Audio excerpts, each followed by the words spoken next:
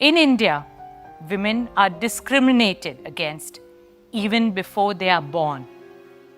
700,000 girls are killed in the womb, and from there onwards, it's an uphill struggle for girls. What kind of an India and what kind of a world do we want for ourselves and our children? Dear Tina, my fellow co-host, the entire Women in the World team, esteemed guest, ladies and gentlemen. Thank you, Tina, for that generous introduction. You are a true icon of women's empowerment. Your work on how women can bring about transformational change in the world is truly amazing. The Women in the World Summit surely stands out as a lighthouse for millions of women across the world. It is indeed a privilege to be here today on the same platform as some of the most accomplished women from India and from around the world. To speak after such wonderful women can sometimes be overwhelming, but let me try. Why do I support women? And what does it really mean to me? Well, it's not about me. It's about uplifting millions of women in this country. Reliance Foundation directly impacts the lives of more than 2.2 million women in India. Through its initiatives in education, health, rural transformation, disaster response, and sports. Why do we do this? Is it philanthropy? Is it CSR? Of course, it's all of these, but much more.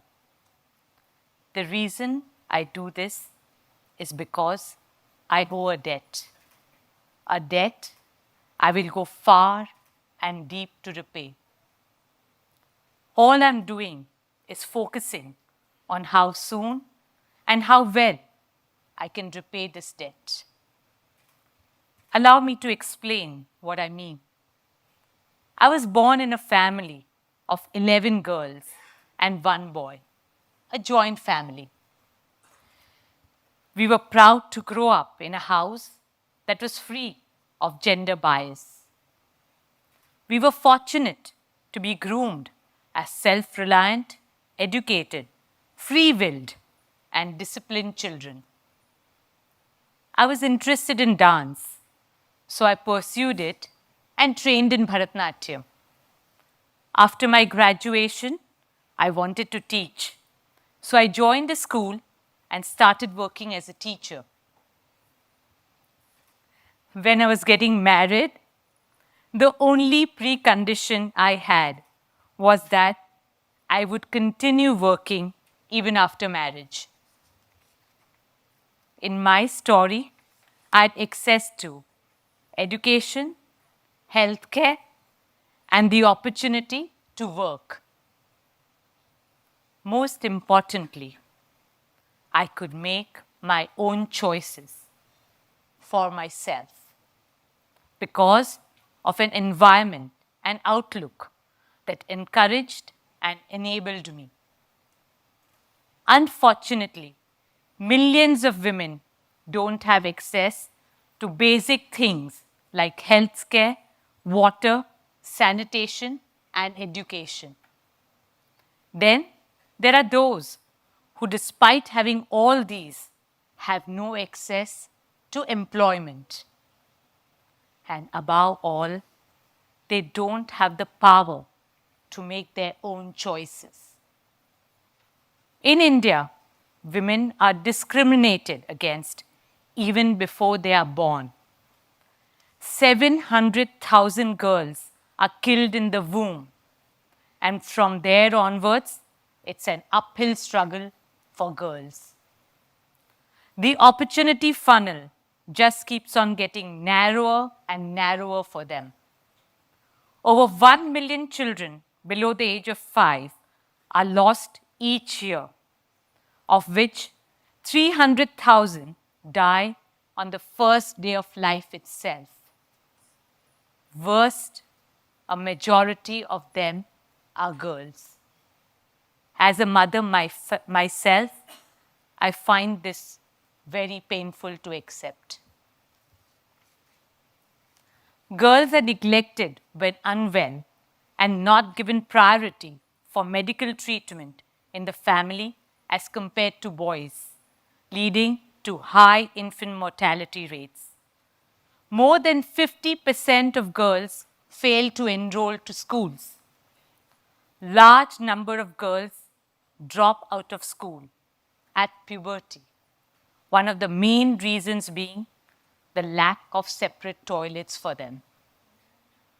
Nearly 45% of girls in India get married before the age of 18. 70% of women are not part of the workforce. All these numbers paint a grim picture.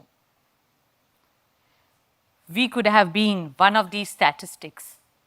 This could have been you, it could have been me. Yes, my story could easily have been just like theirs. But I got lucky. Let me explain how. First, I got lucky through a lottery called births. I was born into a family that gave equal opportunities to girls and boys. Then, I won a lottery called education because my family believed in the power of education, especially for girls. And then, I met Mukesh. Mukesh encouraged and supported me to pursue my passion, be it education, dance, or sports. Thus, I continued making my own decisions and my choices even after marriage. But my story could have been very different. My story could easily have been just like that of many other women in India. And that is why I owe a debt. We all owe a debt to our sisters who are not as fortunate. We stand at a very important time in history, a time when a crucial difference can be made. In about a decade, India will have the largest number of women in any country in the world. What kind of an India and what kind of a world do we want for ourselves and our children? A world where women lag behind is not only an unequal world, it's an unjust world, it's an unfair world. And we cannot accept a world like that. Can the world be different from what it looks like today?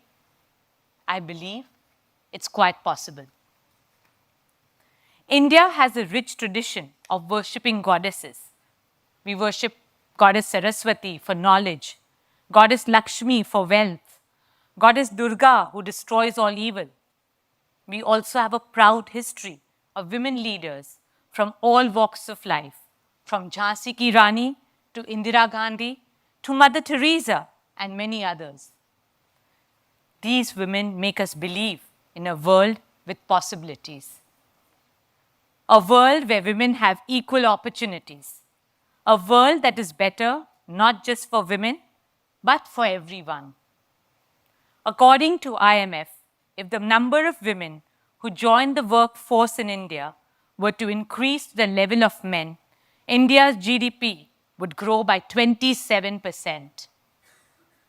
It is clear, empowered Indian women means a stronger and a better India. My work in India's poorest villages with women have shown me that we can change the story of Indian women. Take Wajhaben. Wajhaben is from Netrang, one of the poorest villages in Gujarat. On our first visit to that village, we were struck by the extreme misery.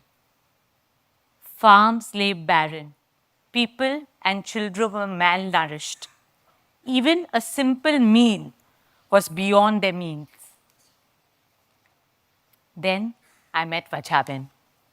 Her father was bedridden, and she was a single mother of 3 young children. For them, life was a real struggle. Yet there was something different about her. In her eyes was a determination to fight her circumstances. Our foundation wanted to help, and our philosophy is to enable people to help themselves. So we helped and assisted Vajaben to set up a nutrition garden. Within 3 months, the garden was producing more than 200 kilograms of vegetables a month. She was now self-reliant, but she didn't stop there. Vajaben motivated other women from her village to set up similar gardens and helped them also to earn an income out of it. In a male-dominated community, she rallied other women around her to transform her own village. Soon Vajaben was elected as the president of the Village Farmers Association. Today, thanks to Vajaben, there are 44 nutrition gardens in Netram. No child goes to bed hungry or is malnourished. Every child goes to an Anganwadi for their well-being and education. I would like to believe there's a Vajaben in every village in India. We need to find them and empower them. They will do the rest. Another example that comes to my mind is Prakash Kaur from Jalandhar. She comes from the state which has the highest rates of female infanticide in India. Unwanted girls are thrown into garbage dumps, abandoned on railway tracks or river banks. Prakash ji started picking up these girls and gave them a home and became their mother. Today, she runs a unique home where she is a mother to 70 abandoned girls. Prakash ji gave these little girls a new life where their own parents wished them death. When I met her at Unique Home, what really touched my heart was a compassion when she told me, I have not adopted these girls. They are my real daughters. Some of these girls are well-educated teenagers today, and one of them is even studying to be a doctor. True to her name, Prakash is spreading light and hope. These stories tell us that women can make a huge difference. However, we need millions of such stories. To achieve this, we need the right mindset and the right tool set as a society and as a community. When I see people in this room and the commitment to women's empowerment, I know the future looks bright. When I look at Prakash Kaur and Vajaben and hundreds of courageous women like them, I know there's hope. Ultimately, supporting women is all about repaying the debt I owe to my sisters. It's all about ensuring that Vajaben and Prakash Kaur are not exceptions, but they become the norm. Supporting women is neither CSR or philanthropy. It is our moral responsibility to support an idea of a better world, a world with equal opportunities, a world where women inspire the whole of humanity, a world where women can make their own choices, and a world where India is at the forefront of that change. Let us together achieve the dream of that beautiful world. It's time for action. Together, let's make that dream real. Thank you.